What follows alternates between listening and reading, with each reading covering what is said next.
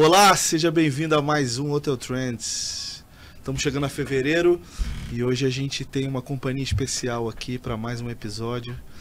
A gente, nos últimos episódios, tem tentado apresentar novidades para vocês. Uma hora com duas pessoas, uma hora falando de aviação, fugindo um pouco aqui do nosso foco, que é a indústria hoteleira. E hoje a gente vai tentar mais ou menos seguir esse caminho. A gente vai trazer aqui dois convidados que representam um segmento que compete não só por cliente, mas também pelos desenvolvedores imobiliários, mas estão totalmente integrados aqui à nossa indústria de hospitalidade. Pedro, você quer fazer as honras?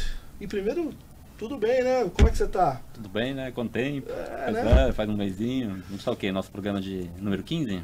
Número 15? Número 15, número 15. Pois é, quase um ano e meio. Tá aqui com novos amigos. Alan, William, super prazer estar aqui com vocês. Sejam bem-vindos. Vou deixar depois pro meu camarada aqui fazer os agradecimentos oficiais, mas de uma maneira breve, por enquanto. Super obrigado, vai ser um prazer conversar contigo. Então, produção, pode abrir aí, não tem problema nenhum, pode abrir a câmera.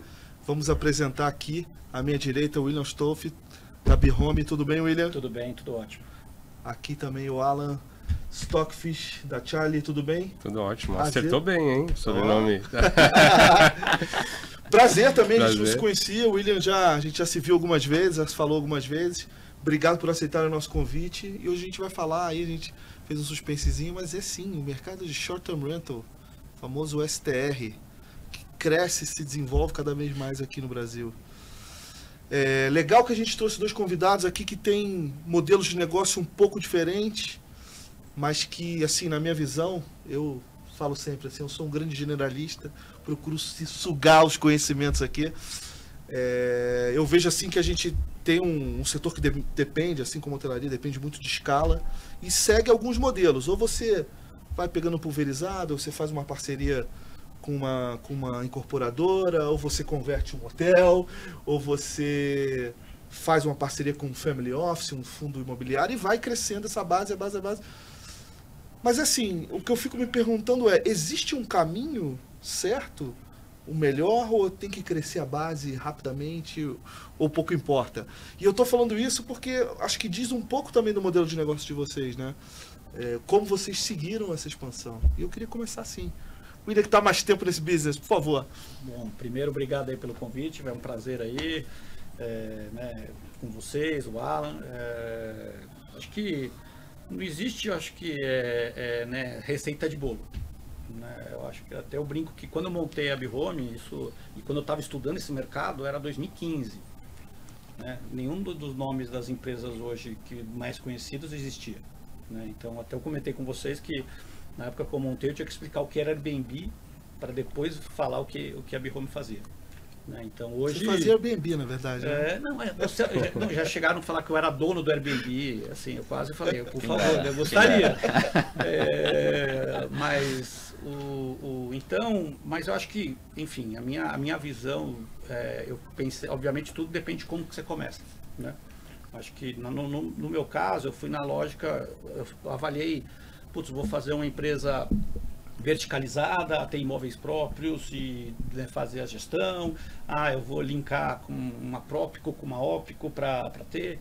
Aí eu falei, a primeira coisa que eu pensei, eu falei assim, eu preciso primeiro solucionar o problema de um investidor, né? E esse negócio de operação precisa de escala. Dito isso, eu tenho, obviamente, dentro de algumas regiões, mas eu dentro dessa região eu vou começar, apesar de ser pulverizado, mas eu começo a adensar esta região que acaba se tornando facilita a operação.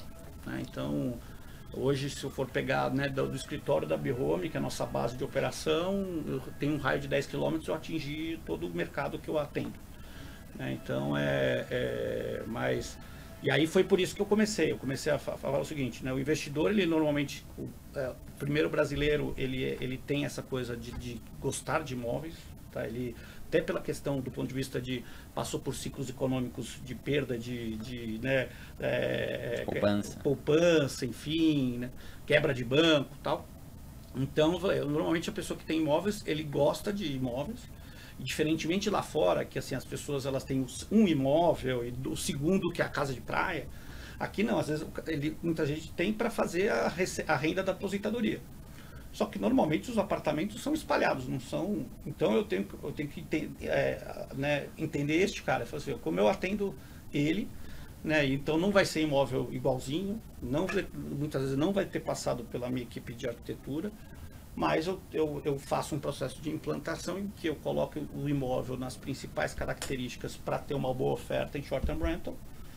E obviamente dentro da experiência que a gente tem, a gente já sabe, ó, esse apartamento vai gerar mais ou menos essa diária, essa taxa de ocupação, enfim, e assim evoluiu, tá? Mas... Alan, eu conheci... Alan ou Alan? Alan. Eu conheci a Charlie, assim, com um release que a gente recebeu lá no Telenews, e falando de uma conversão de um hotel ali do Itaim. E foi assim que eu conheci a marca, aí a gente foi conhecendo um pouco melhor. Fala um pouco também de como começou a Charlie, que estágio ela está e sobre o modelo que vocês fazem aí para ganhar escala e expandir. Não, legal. Primeiro, também agradecer o convite, estar aqui com o William, né? A gente conhece há bastante tempo, acho que é super legal esse bate-papo. E agradecer bastante aí estar do lado de vocês. E aí, normalmente eu sou o ouvinte, né? E acho que agora tá junto, é super bacana. O Charlie, ele tem em torno de 2 anos e meio, mas a gente já operava e já tinha bastante experiência no mercado imobiliário e hoteleiro há mais de 10 anos. Né? Então a gente desenvolveu lá atrás site de locação, isso estou falando de 2007. Então assim, essa barba branca tem história, não foi à toa. Né? Depois disso a gente montou a operação que hoje chamaria de co-living, fala-se muito disso. Depois abrimos um dos primeiros hostels de São Paulo, depois o segundo. Aí depois a gente viu a oportunidade de entregar essa experiência numa escala muito maior, que são os hotéis, né? E a gente abriu o primeiro hotel nosso em 2010/11, um hotel super econômico que a gente ainda tem. E aí a gente foi vendo realmente como a gente poderia crescer, né? A gente conseguiu montar uma receita que gerava uma boa experiência para o cliente, gerava um bom resultado para a gente. E a gente falou, legal, como que a gente replica isso? E a gente sempre teve muita dificuldade, né, dentro do mundo hoteleiro, de se posicionar, né, dentre tantas redes hoteleiras consolidadas com marcas muito fortes. A gente foi gradualmente assumindo algumas operações, uma na Alameda Jaú nos Jardins, uma parte hotel, um outro também que era de uma rede hoteleira, que era a Transamérica, a gente assumiu em 2019, né? E então a gente, durante esse tempo, foi aprendendo muito bem como entregar experiência, como entregar rentabilidade para o investidor, como trabalhar, ter relacionamento com o prédio, como administrar um prédio, né? Porque você está falando de um hotel, um prédio inteiro, então você tem que ter todo um cuidado que extrapola só o apartamento, né? E a gente sempre procurando ver a tendência, o que está acontecendo no mercado. Acho que até um pouco disso eu acabei conhecendo o William, né, a 2016, 7 por aí, né? A gente trombou em um dos prédios que a gente operava. E a gente começou já a pesquisar bastante, e a gente viu que esses formatos alternativos de locação cresciam muito, né? Locação por temporada, locação flexível, falava-se muito disso. Mas aí você tinha uma questão que era da oferta de apartamentos, né? O que a gente chama aqui do supply. Né? Então o William resolveu a questão da oferta, montando uma operação que funcionasse muito bem pulverizado, né? Conseguiu... Regionalizando, né? Como você falou. Exatamente. Acho que usou todos os dólares que ele aprendeu, né, em engenharia de produção, né, e botou isso para funcionar. A gente estava com uma outra visão. A gente, até porque como a gente via dos hotéis, a gente achava que trabalhar em escala com um volume grande dentro do empreendimento tinha muito valor para a gente poder trabalhar muito bem comercialmente, tarifa, ocupação, operacionalmente, entregar uma experiência. Só que aí você tinha essa trava do portfólio, né? Você não tinha produtos. Então a gente começou a testar algumas coisas e no meio disso tudo, o mercado imobiliário também foi mudando bastante e começou a ter uma crescente oferta de produtos que se encaixavam perfeitamente na nossa operação. Então foi o mundo perfeito, né? A gente, se de um lado via essa demanda crescente, do outro lado essa oferta, então foi o casamento perfeito, e aí que a gente entrou de cabeça no mercado e montou a Operação Charlie, que é totalmente desvinculada das demais que a gente tem.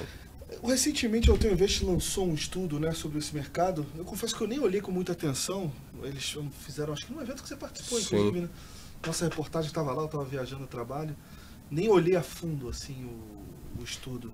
Mas, para mim, ainda fico com a impressão, assim, faço essa pergunta para vocês. Vocês sabem o tamanho desse mercado aqui em São Paulo, em números concretos? Quantos imóveis tem? Qual é o tamanho desse supply? Não de vocês, né?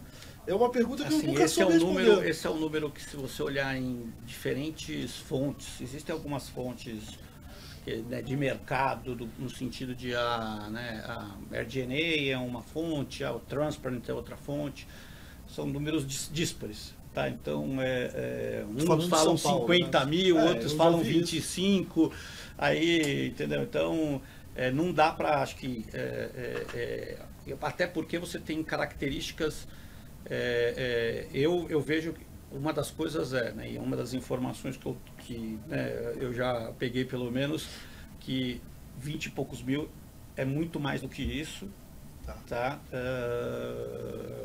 Mas no número certeiro... Lançados ou... Não, em oferta. Operação. Em operação, anúncio ativo. Tá? Na cidade de São Paulo. Na cidade de São Paulo.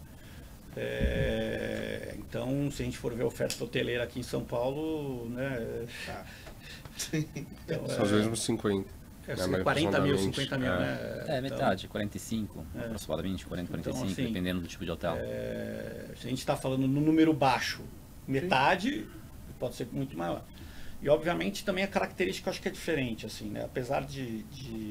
E aí só um complemento, obviamente, acho que um ponto, apesar de a gente trabalhar no pulverizado, a Bihome, a gente também trabalha com verticalizado. Então, eu tenho prédios com 30, 40 unidades, tenho também parceria com incorporadoras. Para mim, eu não coloquei isso como uma restrição à questão do pulverizado. Por isso que eu fiz a pergunta. Eu sei que não tem uma receita de bolo, né? Mas eu vendo o que aconteceu no mercado, me pareceu...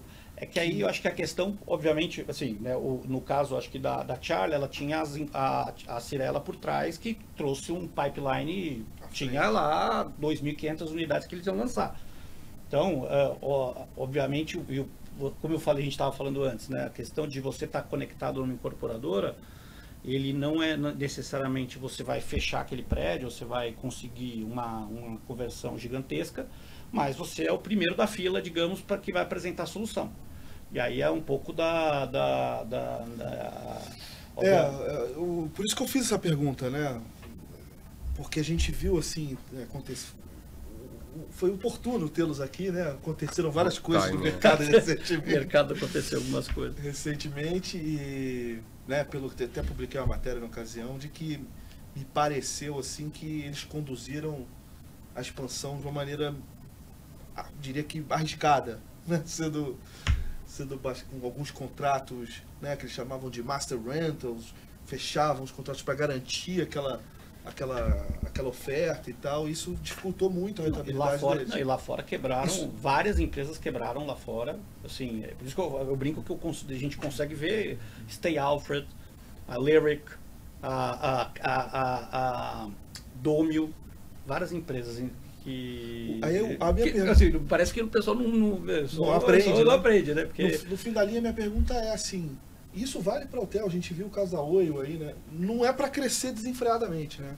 A escala é importante, mas também não tem que ser bem feito o negócio. Eu acho que aí tem uma questão né? As pessoas, acho que tinha uma questão esse é um negócio de tecnologia.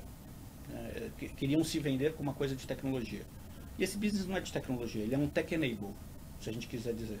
Obviamente você usa tecnologia para a questão de precificação, você usa tecnologia para a questão de operação, você usa muita coisa de tecnologia, mas no final do dia você vai ter uma pessoa fazendo uma limpeza, vai ter um check-in que a gente pode usar o máximo de tecnologia possível, Face ID, código na porta, enfim, NFC, qualquer coisa, mas assim, tem uma operação on the ground forte. Então, e aí por isso que ele não é diferentemente das outras empresas de tecnologia que você tem, né?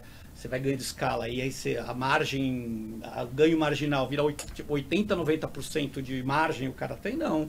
Essa margem ela vai crescendo, assim, em alguns momentos ela até vai baixar um pouquinho, porque dependendo da estrutura que você tem, você vai seniorizar ou você vai criar e você vai ter uma queda de margem para depois melhorar a margem ao longo do tempo. Então... Você sabe que... Eu só queria, antes disso, o Pedro sempre faz boas perguntas, mas acaba que depois ele monopoliza. Eu tô me segurando aqui, ó. Eu tô aqui, ó. Mas o nosso combinado é assim, eu falo só no começo. E aí depois ele conduz. Depois corta o microfone dele que eu quero falar. De que forma assim que essa experiência hoteleira ajudou vocês aí nesse início, nesse processo, nesse ganho de escala? Acho que é uma ótima pergunta. A experiência hoteleira primeiro trouxe pra gente uma visão de trabalhar precificação. Fala-se muito de precificação dinâmica, né? Mas a gente via na prática e durante muito tempo. Então, não é que eu fiz isso durante alguns meses, foram muitos anos aprendendo, testando, fazendo ferramenta, né? Começou com uma planilha, hoje é um negócio muito mais complexo. Então, isso deu bastante inteligência pra gente. A gente acumulou uma coisa que só o tempo ajuda, né? E a gente também entendia muito bem as métricas, como ter uma operação eficiente, que isso é um ponto super relevante dentro do mercado, porque o que eu vejo de desafios, tem um pouco da visão, né, que o William falou, né, a tecnologia está lá como uma ferramenta importante, mas não necessariamente como core. Quando você fala desse tipo de negócio, real estate, você tem o ciclo, né? Você vai fazer hoje uma parceria num lançamento, demora 3 anos ou 4 anos para ficar pronto. Então, é muito uma visão de médio e longo prazo, né? E quando você tem uma necessidade de crescer, né, porque você tem a pressão, investidores, etc., às vezes você vai tomar decisões que não necessariamente serão as melhores, porque você precisa crescer e ter receita amanhã, né? Então, a gente sempre, como teve um mindset de criar um negócio, né, para o futuro, para o longo prazo, a gente nunca se preocupou muito com, às vezes, a demora que as coisas vão acontecer. Então, esse é um primeiro um ponto importante, né? A gente focou muito em desenvolver as parcerias, seja com fundos, seja com as incorporadoras. Hoje são mais de 40 incorporadoras, e esse modelo realmente tem funcionado bastante, né? E acho que, não sei se eu respondi tudo que você queria saber. Porque... De certa forma, sim, mais ligado à experiência, à questão a experiência muda bastante. Isso é um ponto que para a gente tem muito valor. E agora, dentro do Charlie, a gente começa a ter prédios inteiros nossos, né? Onde você consegue realmente controlar a experiência, agregar bastante valor e não ser, às vezes, só um operador da unidade. Eu acho que é importante. A gente acabou atropelando, e antes de passar para o Pedro, queria que vocês falassem assim, número de unidades, sobre gestão, que praças atuam. Acho que é importante para o público também entender. Quem quiser começar aí. Bom, por favor. Posso falar. Hoje existe uma concentração grande da nossa operação em São Paulo. São Paulo e a tendência continue sendo o maior mercado nosso, tanto porque é o maior mercado de hotelaria, maior mercado de locação e o maior mercado imobiliário em oferta. Então, naturalmente, São Paulo vai representar bastante do nosso negócio. Além disso, a gente já tem operação funcionando em Porto Alegre, a gente tem agora uma pequena operação já começando no Rio de Janeiro, a gente tem um pipeline de alguns prédios lá, e no Recife a gente também tem um prédio. Então, hoje a gente olha desenvolver coisas nas capitais, principalmente Sul e Sudeste, e oportunisticamente alguma coisa fora desse eixo. Hoje, a gente tem próximo de 2.700 apartamentos contratados, né, que já assinaram efetivamente com a gente, né, dentro de um portfólio, um potencial dentro desses prédios, ou seja, tem um potencial muito maior, mas que eu já tenho confirmado com a gente 2.700, e a gente está em torno de 1.500 operando hoje, né, tem algumas operações começando bem agora, então a gente está em torno nessa ordem de grandeza de operações funcionando. Não sou mais menorzinho. A gente está com chegando a 300 unidades sob gestão. A gente tem alguns prédios aí sendo entregues, e a gente está com um pipeline importante aí principalmente, eu acho que com a saída de alguns players do mercado, começaram, né? Eu brinco que o B-Home passou por todos os ciclos dessa indústria, né?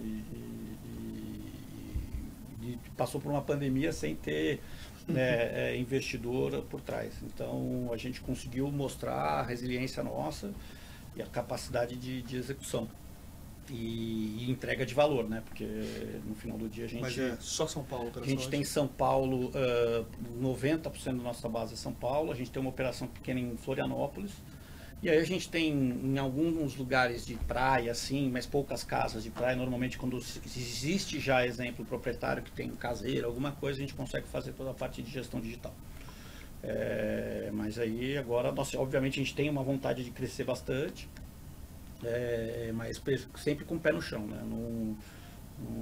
Olhando fluxo de caixa, olhando É uma operação custo de complexa. aquisição, enfim. Ele é complexo porque ele envolve vários aspectos, né? Eu quero dizer, vai desde você ter um time para desenvolver essas parcerias com esses diversos players, imobiliárias, fundos, né, incorporadoras, na verdade. Depois você tem que ter um time para desenvolver os projetos de arquitetura, então a gente tem um time próprio para fazer os projetos de arquitetura, para ter uma identidade legal nas unidades, para entregar uma experiência diferente, o design faz parte disso. Depois você tem todo um time de implantação desse empreendimento, depois você tem que ter um time para preparar essas unidades em todas as plataformas, depois um time para fazer toda a parte de pricing, um time para tocar a operação, lidar com todos os parceiros de limpeza, de manutenção, um time para fazer relacionamento com os investidores. Então, é uma operação, além de marketing, né, naturalmente. Então, quando você vai ver, é uma operação que ela é robusta. E qual que é a dificuldade? Todas essas engrenagens têm que funcionar. Então, se você não tiver lá na ponta uma captação muito boa de ativos, nada funciona. Se você faz um projeto ruim da unidade, você acaba com a experiência do cliente, gera muita manutenção e acaba com a rentabilidade do investidor.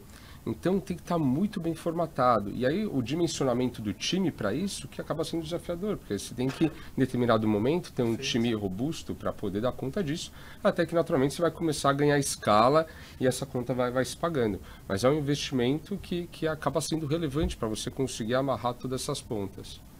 Última, antes de eu levantar e ir embora, que aí o Pedro assume aqui de vez. Pelo que vocês falaram e pelo que eu pesquiso e vejo do mercado, ainda é um mercado para praças primárias, assim, né? Por enquanto, né? Um horizonte aí, vamos lá, de uns 10 anos. Posso estar exagerando. Depende do modelo Tá. de crescimento, tá?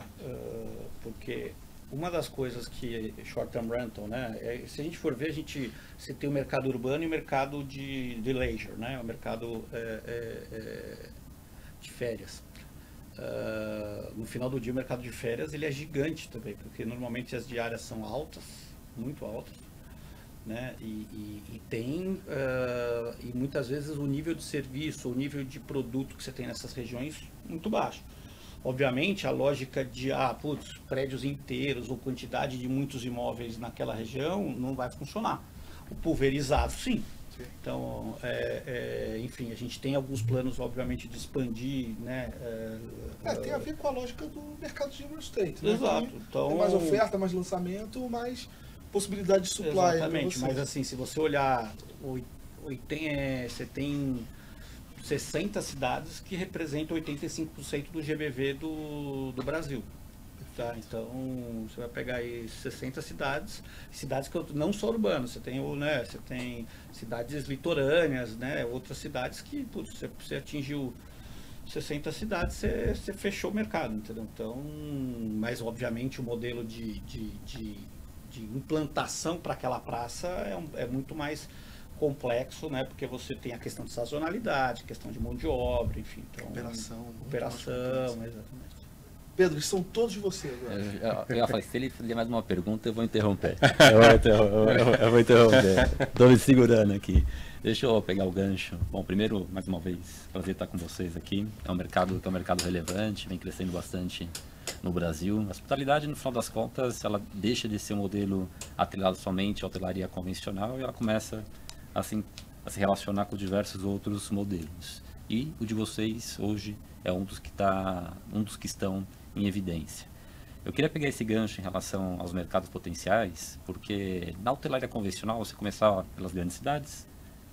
Quando as grandes cidades estavam cheias de hotéis, você ia para cidades um pouco menores. E na prática, em ordem de, digamos, você saía das grandes até chegar às menores. E aí, o que estava relacionado a esse negócio era concentração econômica, população potencial para esse tipo de negócio.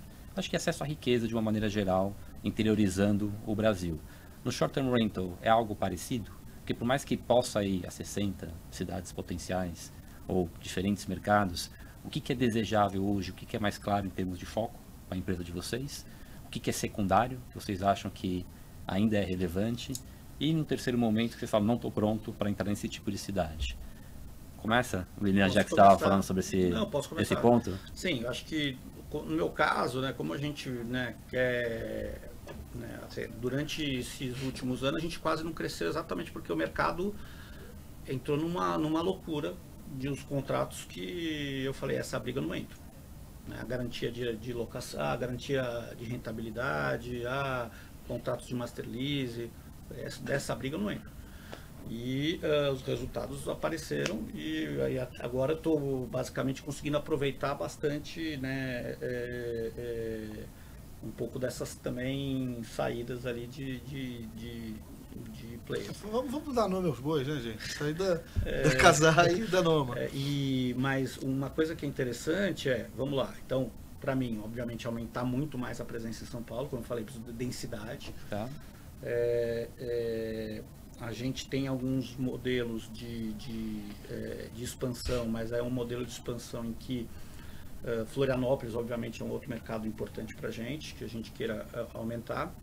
E Rio de Janeiro é um mercado que, assim, eu recebo, minha maior base de leads não atendidos é Rio de Janeiro. Né? Então, até pela questão, quando alguém vai buscar solução de gerenciamento de Airbnb ou solução short-term rental, ele sempre vai parar por B-Home, ela sempre vai ser pesquisado, porque como a gente é pioneiro nesse mercado, vai lá buscar no orgânico, a gente aparece primeiro. E então muita gente em todo lugar do Brasil. E Rio de Janeiro tem uma base, obviamente aumentou muito a oferta, né, com Olimpíadas de hotel. Né, mas a experiência de short-term rental é diferente. Né, então, por isso que até assim, muitas vezes o pessoal foca muito em estúdio. Eu gosto de 2 quartos, eu gosto de 3 quartos, eu gosto de apartamentos maiores, porque a experiência para a família é matadora. Sim. Isso aí, assim, é sem competição. É até um ponto que eu também querer entrar, que é em relação ao perfil de empreendimento em si, mas até para a gente já começar a falar sobre isso com um pouco mais de profundidade, puxando aqui para o lado esquerdo, as cidades grandes, elas são as mais óbvias como uma primeira porta de entrada. Além das cidades grandes, você vê potencial no mercado que seja um mercado secundário, e você vê outras cidades que talvez alguns players, algumas empresas estão entrando, que você vê com um pouco mais de cautela hoje? Hoje, sinceramente, a gente tem feito um trabalho ativo não muito grande fora dessas praças das capitais. O que naturalmente está acontecendo bastante é da gente começar a receber já potenciais parceiros, incorporadores, querendo desenvolver nessas praças secundárias algo, né, num formato aí que o Charlie poderia atender. Então a gente começa a ver Campinas, Ribeirão, que são cidades muito relevantes, e apesar de a gente não estar fazendo um trabalho ativo, tem uma tendência de trazer coisas muito legais para a gente. Então a gente acredita bastante nesse modelo. O que acaba acontecendo é que às vezes você vai ter um perfil diferente do cliente. Um vai ser estritamente um short-term rental de pouquíssimos dias, outro às vezes vai ter uma alocação um pouco mais longa. Então, como no nosso modelo a gente consegue atender todos esses públicos, então a gente acredita que em termos de demanda a gente vai conseguir suprir bem essa oferta. Então a gente está estudando vários projetos, principalmente quando se fala, tirando fora do eixo das capitais, principalmente aqui no interior de São Paulo. A gente é mais óbvio aqui no interior. Fora disso, aí a gente começa a ver algumas cidades, né, litorâneas ou próximos a Florianópolis ou Porto Alegre, a gente começa a ver alguma demanda, aí a gente tem que ter um cuidado para entender um pouco a sazonalidade, como funciona essa operação. Não tem conta de padeiro, não é que é algo que você replique a toda e qualquer cidade, tem que entender a individualidade, as características de cada destino, mas de alguma maneira a gente vê a hotelaria convencional, ela chegou a cidades com menos de 100 mil habitantes, ou próximas a 100 mil habitantes, passou a ser comum, principalmente pelo modelo de franquia. Esse perfil de cidade menor, vocês enxergam que de uma maneira fácil há espaço também para o short-term rental? Rapidamente. Desculpe, até porque a gente falou de São Paulo, Campinas, Ribeirão, que são cidades grandes, que você tem pelo menos 500 mil habitantes. As menorzinhas. podem funcionar? Hoje a gente não está olhando, né? Acho que tem uma das grandes dificuldades nossas, né, como empresa que está crescendo e cresce relativamente rápido, é de você focar, né, os esforços, né? Então, o que significa focar? Você precisa desenvolver um time de operação, um time para entender aquela praça, time comercial para poder vender. Então, se eu quiser pulverizar muito regionalmente, eu não vou conseguir dar vazão a isso e dar a mesma atenção para cada cidade. Então, prefiro me estabelecer bem dentro de cada praça, entender os aspectos, as particularidades de cada lugar, desenvolver os parceiros que vão entregar a operação, etc., do que eu abraçar muita coisa de uma vez e acabar, às vezes, não entregando uma boa experiência seja para um cliente, para um inquilino ou para um investidor. É como estágio de empresa, né? Faz sentido você ir É isso. Então, eu preciso... tem a parte mais eu preciso ter foco. sólida Foco...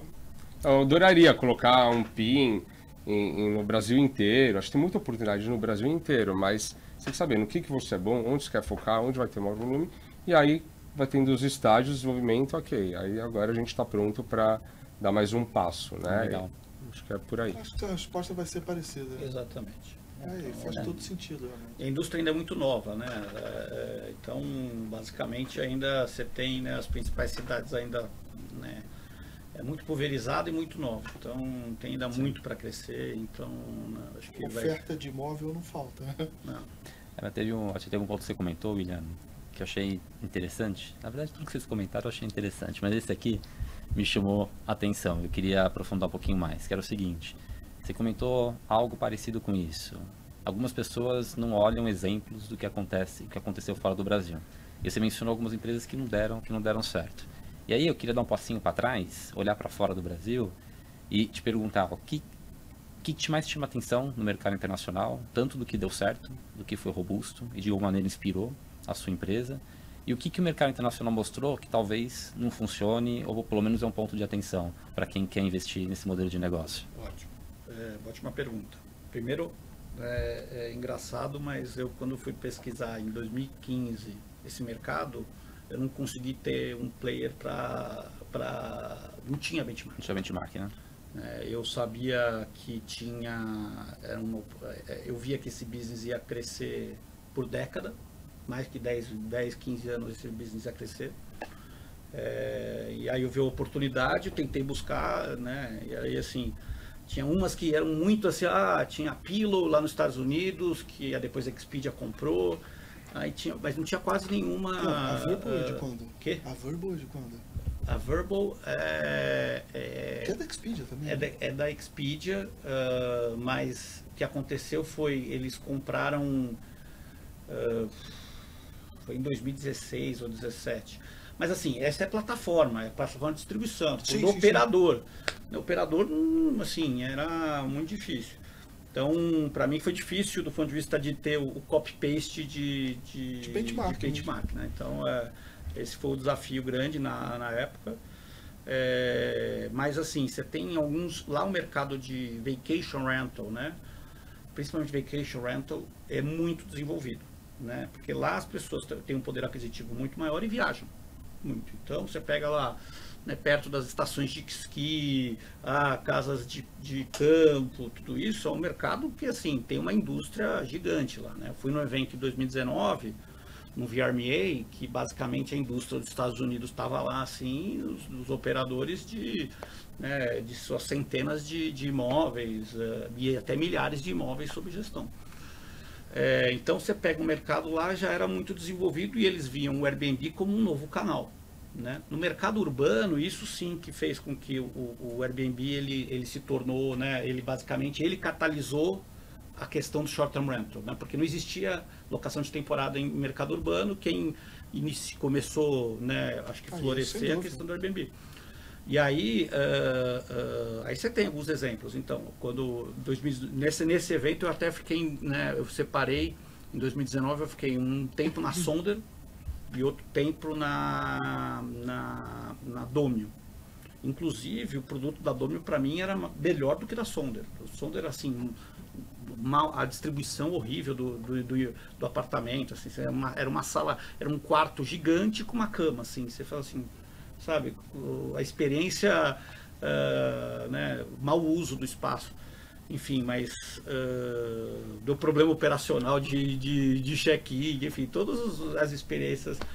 Então, também a gente tem que olhar esses exemplos e também ver assim, não é, às vezes, né, endeusar, e também não é também, do ponto de vista, exemplo, a Dormio ela deu errado, mas ela tinha várias características super bacanas, entendeu? Então, enfim, falei já demais aqui, mas Mas olhando para a empresa que se aproxime um pouco com o modelo de vocês, que é, além de uma plataforma de distribuição, ter alguns serviços agregados na ponta, o famoso pay-per-use, olhando para fora do Brasil, tem uma grande inspiração, um grande player que vocês acham que pode inspirar o mercado brasileiro?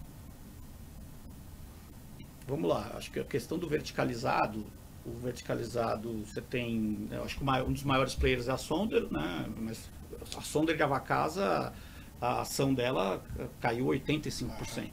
Então, assim, digamos que não sei se seria o melhor exemplo. Mas, assim, você tem operadores lá fora, acho que, assim, essa questão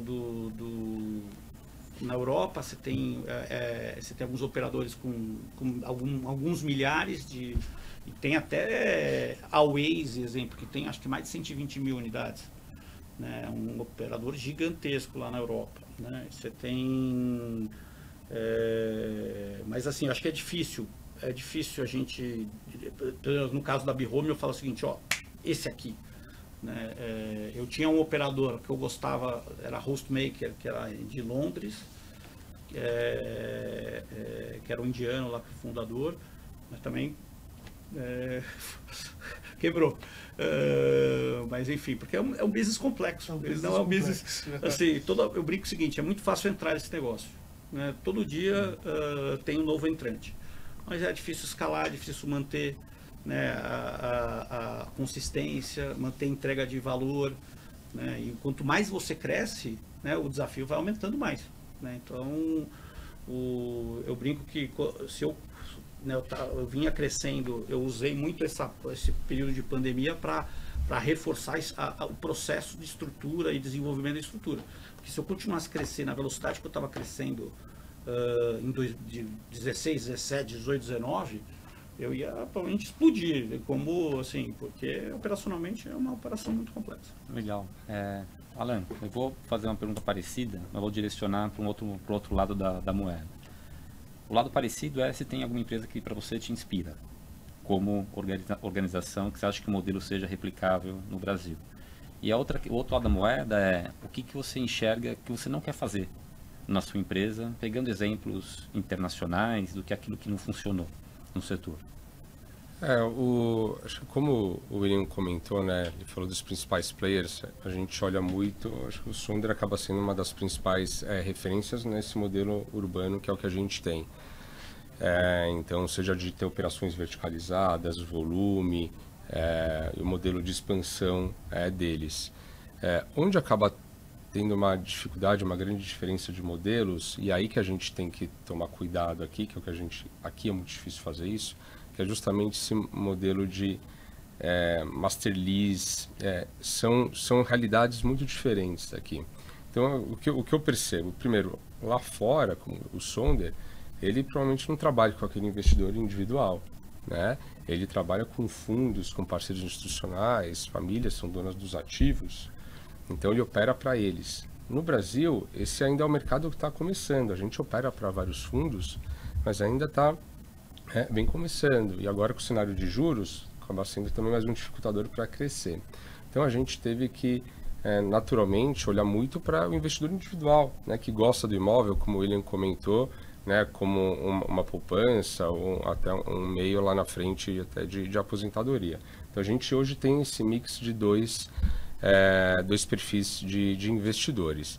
E uma coisa que a gente não faz, como o William mencionou, o master lease aqui, dado o patamar de valor, o yield, né, que a rentabilidade que o investidor quer, no modelo de locação fixa, fica incompatível o risco, né? Então lá fora é outro cenário, porque é outra taxa de juros, o investidor imobiliário... Menos volatilidade. O investidor imobiliário, a gente está disposto a ter um yield baixo, né, para garantir essa alocação a longo prazo, e você tem muito investidor nesse perfil. Então você consegue ter um spread, uma margem muito grande que justifica esse risco. Quando você vem para a nossa realidade, essa margem é muito mais apertada. Então, via de regra, a gente não faz. É algo que a gente evita bastante, olhando muito essa sustentabilidade do negócio. Então, realmente, qual o modelo nosso? O modelo de revenue share. Todo mundo ganha junto, deu certo, todo mundo feliz. Se der errado, todo mundo, de alguma forma, vai sofrer, né? E acho que o mercado hoteleiro acaba, no Brasil também é assim, né? Então, as operadoras fogem também dessa forma. Exato. A gente tem hotel arrendado, mas numa condição muito particular. Então, oportunisticamente, pode ser que a gente faça. Mas, como regra de negócio, isso a gente não faz. Mas acho que a gente olha muito, né, o que está acontecendo lá fora. Eu tinha ido, logo antes da pandemia, acho que foi no último minuto que dava para viajar. Eu fui fazer uma pesquisa conheci o Domi, o Stay Alfred, que ainda existia, o Sonder, e foi interessante a experiência. E realmente é um pouco do que você falou, que tinha uma expectativa, nossa, vai ser o nosso high-tech, uma baita experiência e tal, e no final a gente viu que, nossa, tem uns problemas parecidos. Mas eu vi que esses operadores evoluíram bastante também. Eu vejo hoje a experiência tecnológica, já pelo aplicativo, de você fazer a reserva bem fluida, de você solicitar serviços, acho super legal. Tem um prédio que eu vi, eu fui lá fora, que chama The Guild, em Miami, e na hora da reserva, você podia falar, o que você quer num frigobar? Aí, sei lá, ou no apartamento. E era um campo aberto. Então, você tipo, vamos testar. Quero shampoo assim, assado, quero Heineken, Red Bull, sei lá. Chegou lá, tava lá. Veio. Aí, sabe, pô, que legal, né? Então, sabe, tem algumas coisas que inspiram, e eu acho que muita dessa inspiração vai desde formatos de expansão, olhar muito como que eles estão expandindo, e, claro, olhando a realidade do Brasil, mas olhar muito a experiência, né? Eles acho que estão alguns passos além nesse aspecto, acho que estão já desenvolvendo várias parcerias, vários formatos de entregar experiência, seja de A e B, eventualmente monetizar em cima disso, né? Numa forma que não seja um custo, mas realmente que monetize, seja bom para o investidor, seja bom para a gente. Então a gente tem pensado bastante isso. E agora a gente está no momento, como eu comentei, que a gente começa já a ter produtos que a gente consegue testar isso também. Então, a partir do momento que você tem um prédio inteiro, você consegue testar uma coisa, que isso pode oferecer de serviço, testar. Então a gente está bem nesse momento de começar a ver até onde a gente consegue agregar na experiência do cliente e gerar isso um diferencial para o Charlie. Legal. Até entrando um pouquinho na operação em si, saindo do âmbito estratégico, mercados potenciais, modelo contratual com os parceiros e entrando no dia a dia do negócio. Quem que é esse consumidor, no final das contas? Muito se fala sobre possível competição com a hotelaria convencional, e aí eu vou tentar aqui colocar um parâmetro apenas para balizar a comparação com os negócios que hoje vocês lideram. Se olha mercados urbanos em si, você tem um share de 85% corporativo, geralmente, nas principais cidades. Você tem uma estadia média que não chega a 2 noites por pessoa, geralmente, na média do ano. Assim como existe também uma ocupação de uma pessoa, um ponto, alguma coisinha por apartamento, em média. Isso aqui muda de destino para destino, mas pode dizer também que serve para boa parte da hotelaria, principalmente quando a gente olha a hotelaria econômica e mid-market. Indo para o lado de lá, no STR, o que existe hoje como parâmetros em relação a quem que é o cliente dos produtos que hoje vocês operam? Ótimo. Vamos lá. Estadia média minha em torno de 5 dias. Número de pessoas por apartamento, uns 2,5. A diferença, até eu brinco o seguinte, né? Para 1 ou 2 dias, para um dia, eu recomendo todo mundo usar hotel. Eu falo para todo mundo assim, pessoal, nem faz conta, nem procura. Que é assim, o custo-benefício é muito melhor, enfim. Faz tudo sentido. Por isso que até hoje eu trabalho com estadia mínima de 2 dias. Tá? Aí por quê? Aí eu tenho uma característica, como eu estou em mais de 150 prédios, né? Eu preciso cuidar da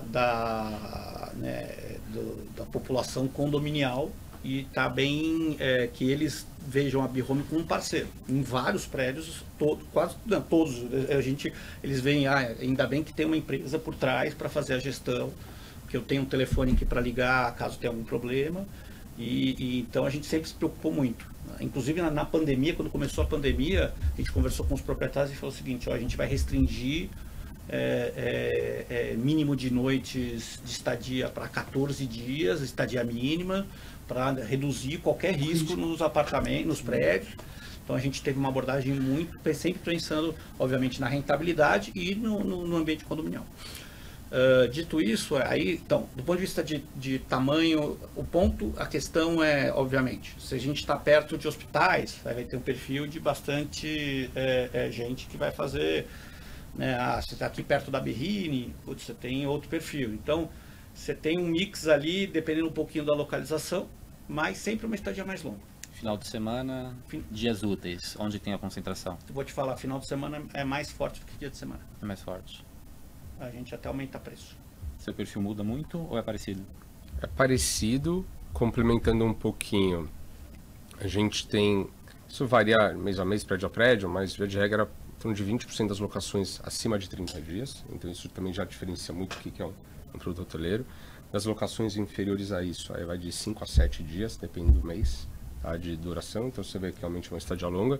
Quando se fala em termos de segmentação de business ou lazer, hoje ele ainda é praticamente igual a proporção. Então, assim, é impressionante. Business representa quase metade e lazer também a outra metade. Claro que você tem, no meio disso, tem outros objetivos, mas é muito parecido, que é muito também diferente do hotel, ainda mais imaginando São Paulo, né? E acho que isso é um pouco também do que reflete na ocupação mais alta aos finais de semana. Mas eu tenho percebido, não sei se com vocês também acontece bastante isso, tem acontecido isso, William, que o perfil tem mudado principalmente com o pós-pandemia, né? Antes estava realmente muito concentrado no final de semana, ocupação. Hoje a gente já percebe que os dias de semana eles são fortes. Então terça, quarta e quinta acaba sendo muito forte também. Mas sexta e sábado, muito parecido com sexta e sábado. Domingo e segunda são mais fracos, mas você vê que terça, quarta e quinta, já no short term rental, já está ficando mais próximo do que hotel. Mas uma coisa que, falando com os hoteleiros, também olhando os nossos hotéis, que não são Charlie, a gente vê que os finais de semana estão bons. Sim. Então mudou bastante o perfil também do hotel. Aqui então, em São Paulo, então já tem uma mudança comportamental, já natural, que São Paulo mesmo para os hotéis, e acho que no short term rental isso ainda fica mais forte. Está refletindo para vocês. Em termos de canal de venda, como é que é? Venda Hoje, direta tem uma fatia grande, não tem? No negócio de vocês? Hoje, entre 25% a 30% das locações são diretas. Aí o direto que a gente chama é o WhatsApp, é o time de vendas, é o site, é o nosso central de reservas, é a parceria com agência, empresas, etc. Então, em torno disso. Os outros 70%, né, eles são distribuídos nos principais canais, né, que é Booking, Airbnb, Expedia, aí acaba concentrando muito nesses três. Aí você tem um monte de canais que, como a plataforma já conecta com diversos sites do mundo inteiro, então às vezes tem alguns que você nem conhece. Decolar não tem? Tem? Até ela comprou, ela adquiriu, verdade, ela adquiriu uma empresa daqui, Stays, que é um sistema basicamente que é um PMS que tem muito administrador que faz gerenciamento de locação de temporada usa, né? O PMS, digamos. A Booking, né? Tirando o Airbnb, olhando até, inclusive hotéis, a Booking tem uma fatia gigante aqui das vendas aqui. Então, né? eu acho que aqui tem provavelmente o percentual dele de Airbnb é menor do que o meu. Inverso, porque a lógica que ele trabalha, que eu acho que o Charlie trabalha, é muito lógica de hoteleiro, né? Aquela questão de colocar vários quartos no mesmo anúncio, tudo isso. No meu caso, não, eu crio anúncios espalhados, né? Anúncios individualizados. Vende muito pelo e Airbnb, então. O Airbnb é muito forte. Então, assim, até pela característica também dos imóveis, enfim, meu principal canal é Airbnb, segundo é Booking, E aí a gente tem um canal próprio também, que também mais ou menos nesse nível de participação. Nessa média de permanência, quando a gente olha a média em si, compara com a hotelaria, no primeiro olhar se fala, são nichos totalmente diferentes, cada um com seu nicho de mercado. Mas eu gosto de usar uma expressão que as médias elas precisam ser esticadas. Sim. E aí, o Alan comentou, falou, bom, eu tenho aqui 20% da minha demanda com mais de 30 noites, o que certamente também puxa um pouquinho dessa média para cima.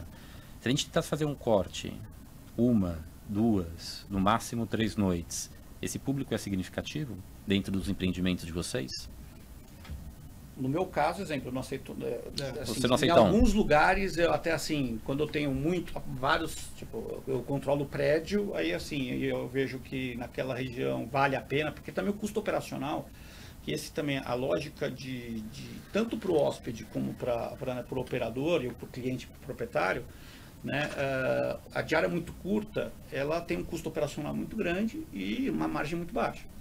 Né? Então você tem que privilegiar estadias um pouquinho mais longas, porque, né, esse custo operacional ele vai diluindo. E do ponto de vista de tarifação também, porque você cobra lá a taxa de limpeza, que o peso para uma noite, basicamente, em alguns casos, pode quase dobrar o valor da locação. Então, no meu caso, obviamente, está muito a partir de 2, 3 noites. Acho que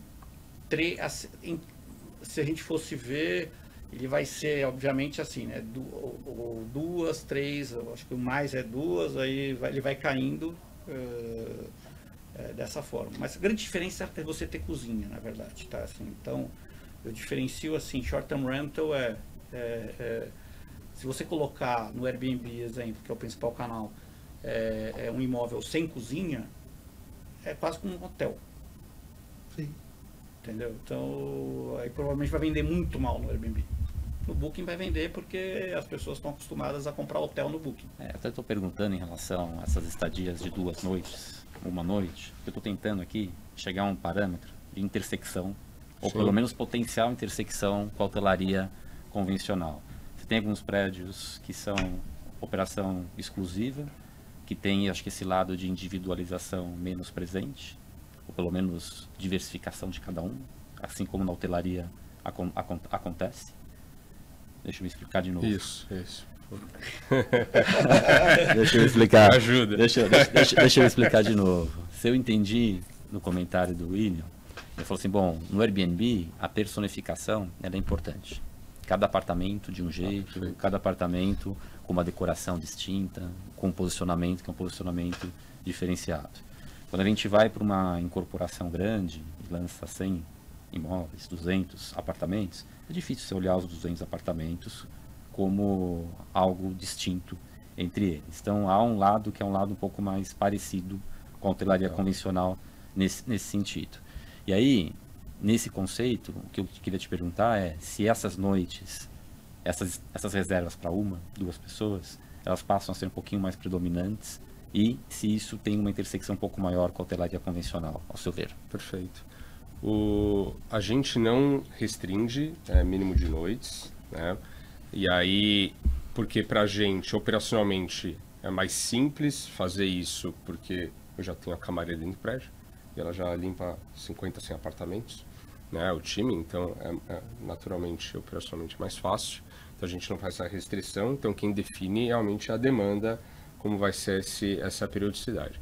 E aí varia muito de produto a produto, quem tem um produto mais vocação pela localização short stay, e muito também pelo tamanho da unidade, ou às vezes a locação vai ser mais longa. Mas existe uma relevância grande dessas locações inferiores a 5 dias, né? 1, 2, 3 dias. Não é desprezível, né? Então eu acredito que em determinado momento há alguma intersecção, né? Mas eu não diria que é a maior parte dos clientes. Tem até é muito boa essa pergunta, né? E a gente também se questiona bastante entender esse perfil do cliente, né? Existe uma mudança de mentalidade do antigo hóspede, né? Que é o inquilino, né? Porque é residencial, que muita gente não quer ficar em hotel. Eu conheço gente de 25 anos, nunca ficou em hotel na vida, fica sempre em apartamento, porque gosta do conceito de sentir à vontade, sentir em casa, por mais que fique poucos dias, Porque é um conceito diferente, você se sente muito mais à vontade, recebe pessoas, tem uma sala, né? É outra experiência. E a pessoa ela não valoriza tanto, às vezes, toda a conveniência que um hotel tem, né? De ter a camareira todo dia, etc., A e B disponível, né? Então, tem realmente tem uma intersecção aí, mas a gente percebe, e até o estudo que a Hotel Invest fez, corrobora um pouco isso, que na visão deles, né? Claro que é muito difícil afirmar 100%, mas eles acreditam muito que é uma demanda incentivada, né? É um mercado que está sendo criado, novo, pessoas que até então, não é que a pessoa deixou de consumir hotel, a pessoa que não via para São Paulo para ficar mais tempo, né? Então, mudou bastante um pouco a dinâmica, pessoas que hoje, vem para São Paulo, prefere para qualquer outra cidade, né? Que a gente quer ficar mais tempo e o hotel já não atenderia, então ela realmente ou ficaria na casa de amigos, ou às vezes nem virar para São Paulo pelo custo. Então são pessoas que realmente acabam vindo para esse produto que não viriam para um hotel. E na sua visão, e depois eu queria também te ouvir, William, dado o histórico da empresa de vocês, o que vocês acham que funciona mais como produto e o que vocês acham que não funciona em termos de produto para atender esse perfil de público? Em termos de produto, o que funciona? Não sei se vou responder exatamente o que você queria, mas um ponto número de apartamentos, então perfeito. Amenidades. Então, um ponto que inclusive o William comentou é de apartamentos maiores. A gente percebe que o short-term rental ele acaba não tendo nenhuma alternativa. O hotel não é uma alternativa para quem para 2, 3 quartos. Você não tem muita opção. O que a gente acaba tendo é uma trava porque o investidor, via de regra, ele compra o que cabe no bolso, é um ticket de um apartamento mais compacto. Então a gente acaba mais tendo uma trava pela oferta do que pelo lado da demanda. Então a gente vê que os inquilinos, os hóspedes, eles querem às vezes, um produto mais amplo, eles valorizam ainda mais isso. Do ponto de vista de o que não faz muito sentido, aí é muito mais para a nossa operação, né? A gente não opera menos de 20 unidades por prédio e a gente tende a aumentar essa barra, né? E para a gente, no nosso modelo, a gente também como vou dizer, a gente prefere que os apartamentos sejam padronizados, do jeito que você comentou. Porque eu consigo realmente entregar uma experiência, gerar uma expectativa para o cliente, né, em relação àquele prédio. Então ele sabe que se ele ficar nos 302 ou no não sei o quê. E se tiver algum problema eu vou alocar e vai ter um apartamento igual, as mesmas características. Então para a gente comercialmente e até operacionalmente, imagina você repor aquele item que só tem naquele apartamento. Então a gente prefere que os prédios sejam realmente padronizados e com um volume mínimo de unidades. Bom, vamos lá. Primeiro, imóvel sem cozinha é um que eu normalmente tento não pegar, tá? Obviamente depende se é uma localização muito boa, tudo isso. Do ponto de vista de padronização, eu tenho uma padronização, mas do checklist, de um kit de itens. Então, essa questão de reposição, essas coisas pra gente é muito simples. E como eu falei, é o seguinte, né? No final do dia, aí eu tenho uma visão que as pessoas elas buscam coisas diferentes, né? Então, apesar de operacionalmente às vezes ser ter um pouquinho mais de dificuldade, do ponto de vista de o que a pessoa busca, ela vai buscar, hoje ela não reserva pela marca, né? Ela reserva pela foto, pela localização, pelo preço e pelo review, né? E se eu tiver 200 apartamentos iguais, né, então eu só tenho uma oferta para ela. Se eu tiver 50 apartamentos diferentes, então isso é muito engraçado. E isso é muito engraçado. Isso é muito engraçado porque eu tenho unidades no mesmo prédio que tem preços totalmente diferentes.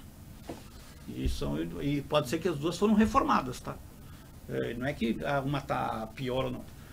Então, enfim, obviamente, do ponto de vista, quanto mais você conseguir padronizar as coisas é melhor, tudo isso, mas eu vejo do lado da demanda, é uma demanda... O consumidor mudou, né? O consumidor mudou. Então ele pega... Tem alguns lugares que o cliente fala o seguinte, quando vai ter livre este apartamento aqui? Ele fica no outro apartamento e aí ele paga mais, porque ele vai ter que pagar uma taxa de limpeza para ficar os 2 dias naquela. Eu quero fazer mais uma pergunta para vocês, antes que o Vinícius tire o microfone de mim. Que é o seguinte, eu sei que ele tá louco já pra falar, ó, chega. Que é o seguinte, eu queria falar um pouquinho sobre desempenho, sobre histórico de resultado. Porque em algumas conversas, assim, a indústria ela é relativamente curta. Quando a gente fala de track record, como resultados, a régua não é uma régua tão longa. Mas quanto mais passam os meses, mais a gente vai conseguindo mostrar para o mercado alguns resultados, sejam resultados concretos e de uma base que também tende a crescer. E eu queria entender um pouquinho da sua experiência em algumas conversões hoteleiras, convencionais para o modelo. O que você consegue dividir de resultados, o que hoje na sua base, depois eu também queria te ouvir um pouquinho, William, nesse sentido, a gente pode sinalizar para o setor em relação ao que o mercado está entregando em si, seja do potencial de receita, resultado, aí fiquem à vontade de dividir o que vocês puderem e se sentirem confortáveis. Que a gente está chegando no final, queria até que você respondesse ele e você também já complementasse das perspectivas para 2023. O que vocês estão esperando de performance do ano, se dá para crescer e como vai dar para crescer, enfim. Então fala de resultados e perspectivas também. Boa. Acho que de performance tem que separar em 2 partes. Primeiro, essas conversões acho que são cases bem interessantes, né? Porque você consegue comparar o antes e depois de um modelo hoteleiro para um modelo residencial mais enxuto. Então, quando a gente assume, tem um trabalho gigante, né? De ver até onde você consegue reduzir custo da operação e onde a gente consegue ter um ganho já quase imediato, principalmente nessa estrutura de back-office, né? Que tem nos empreendimentos. Então, você consegue, normalmente tinha alguém ou departamento pessoal, financeiro, ou reservas, já dentro do prédio. E a gente consegue também, pelo fato de trazer bastante autonomia dentro do processo de reservas dessa unidade, você consegue ter um time também de recepção, quando for o caso, também mais enxuto. E aí um time de recepção mais enxuto demanda menos coordenador ou supervisor, menos gerência, né? Então uma coisa vai levando a outra. Então quando a gente assume essas operações, de cara a gente já tem uma redução de custo, aí varia muito caso a caso, mas chegou a ter já 50% de redução de custo olhando taxa condominial, né, que acabam falando muito disso. E ao mesmo tempo, a gente, pela até estrutura que a gente cobra a locação, que é segregado a alocação da taxa de limpeza, isso faz que no final a receita ela seja até muito próxima do que tinha antes, com uma estrutura de custo muito mais baixa. Então a gente tem casos que quase dobrou o resultado final em reais, assim, em 3 meses, né? Então, além de toda a precificação, que aí é um negócio já nosso que também agrega. Mas assim, é muito relevante. Aí tem casos que o incremento pode ser 30%, 40%, tem casos que chega a esse 100% que eu falei. Falando um pouco mais do Charlie de uma forma mais ampla, a média de ocupação nossa o ano passado foi próximo de 88%, né? Olhando janeiro, dezembro. Então a gente Quantos apartamentos no ano passado? É que a gente finalizou o ano com quase 1.000, mas imagina, eu comecei o ano com 250 e finalizei com 1.000, né? Então, se olhar a média, fazer uma média aritmética simples, vai dar os 500 unidades mais ou menos operando, né? Então agora a gente tem um desafio, né, que já respondendo um pouco para 2023, é o que num volume muito maior, você, além de garantir a operação, você também garantir cada vez mais manter ou melhorar a rentabilidade para o investidor. Eu acho que quando você tem escala, você acaba tendo a possibilidade de investir até mais em um time comercial mais robusto, que consegue trazer bastante demanda para as unidades e em um custo mais baixo até do que as OTAs. Então, para 2023, o que a gente vê? A gente, primeiro, consolidar essa operação nossa que está em torno dessas 1.500 unidades. A gente espera que a gente finalize o ano quase o dobro, pelo menos essas unidades, próximo de 3.000 unidades. A gente está tende a crescer muito, naturalmente, porque tem muita entrega já dos empreendimentos que foram lançados, agora começa a fase de entregas, então a tendência é que tenha bastante adesão dos investidores, eles estão gostando desse modelo de negócio, né? E a gente começa a já ver os investidores, acho que o William deve acontecer a mesma coisa, investidor que comprou um apartamento, está feliz, ele quer outro, onde mais você está? Então fica um ciclo virtuoso muito bacana. Então, para esse ano, a gente consolidar, manter essa rentabilidade e subir num volume muito maior, a gente conseguir dobrar essa operação e a gente consolidar um pouco a presença nessas praças, principalmente o Rio de Janeiro, que até então a gente não tinha operação, a gente tem prédios em construção no Ipanema, Arpoador, no Porto Maravilha, mas a gente não tinha operação. Agora a gente já entra em operação, finca o pé no Rio, aprende como que é operar no Rio, que com certeza tem diferenças daqui. A gente já está vindo agora, né? Carnaval, a diferença de tarifa, né? De locação, e assim, é impressionante. É um mercado realmente, mas do ponto de vista imobiliário, né? De oferta, é muito difícil o Rio. Mas a demanda é boa, principalmente quando você olha essa Zona Sul. Então a gente vê isso e a gente está num momento realmente de começar já. A gente, nos últimos anos, montou toda a base do nosso negócio, em termos de estrutura, time, e agora a gente começa já a ter ganhos de escala, começa a ter uma operação já muito mais sustentável, que é no final o que importa quando a gente pensa no negócio, né? Além de estar todo mundo feliz, mas clientes, etc. Pensando em receita total, você fechou com crescimento? Prevê Sim. De 1 dígito e o que prevê para esse ano? A gente cresceu 4 vezes, né, no ano passado pelo portfólio. A gente cresceu em 2 frentes, né? O portfólio e o RevPAR também subiu das unidades, né? Puxado pela diária. Puxar pela diária, só pela diária, né? E aí por 2 motivos. Porque o mercado tem se recuperado também super bem.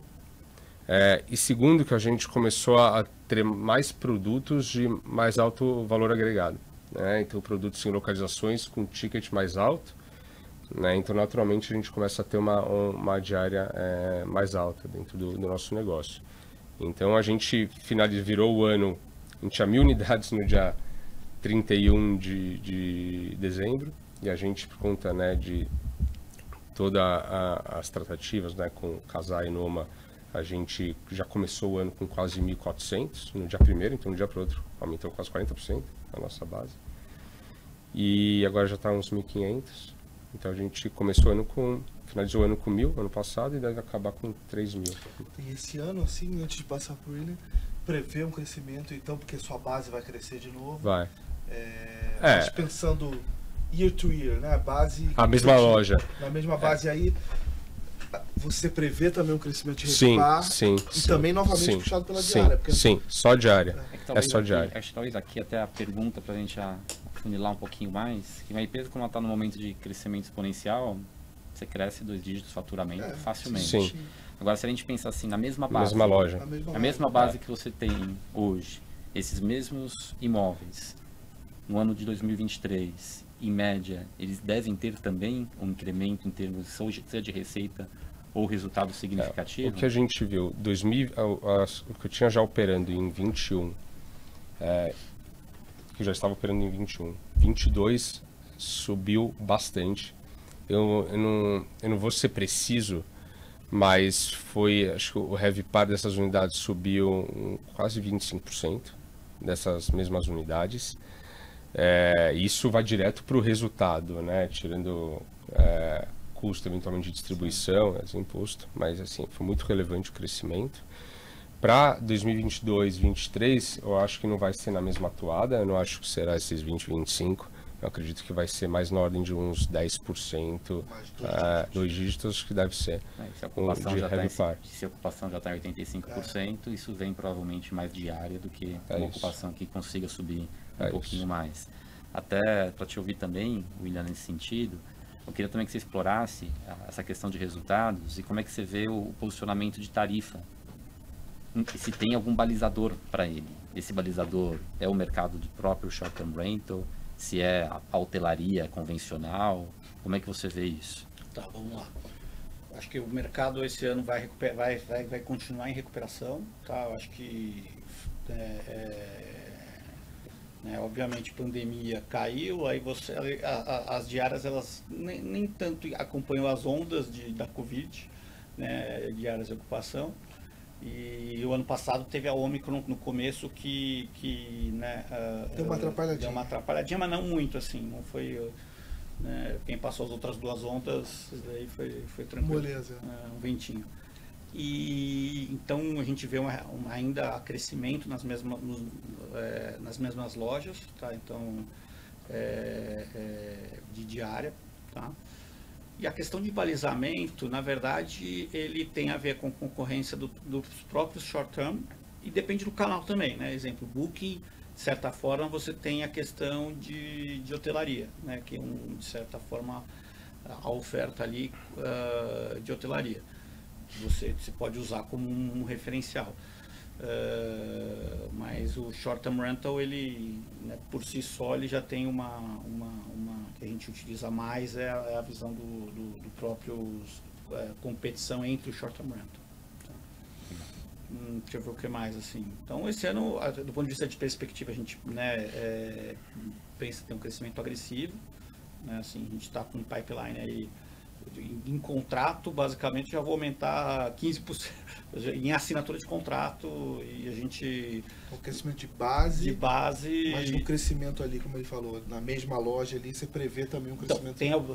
Eu vejo o crescimento de diária, né? Então, ou seja, no Heavy Par a gente vai ter crescimento nas mesmas lojas, e a gente vai ter um crescimento agressivo de novas unidades, porque a quantidade de prédios entregues, e aí tem essa coisa do que acontece né, muita gente está comprando vários apartamentos.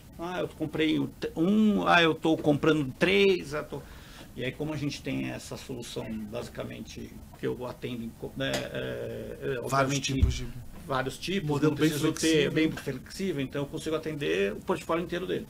Eu vou fazer uma conta bem simplista e eu prometo que é a última. Mas eu só mordeu alguma coisinha dessa oferta, desse supply aí da Casais da Nova?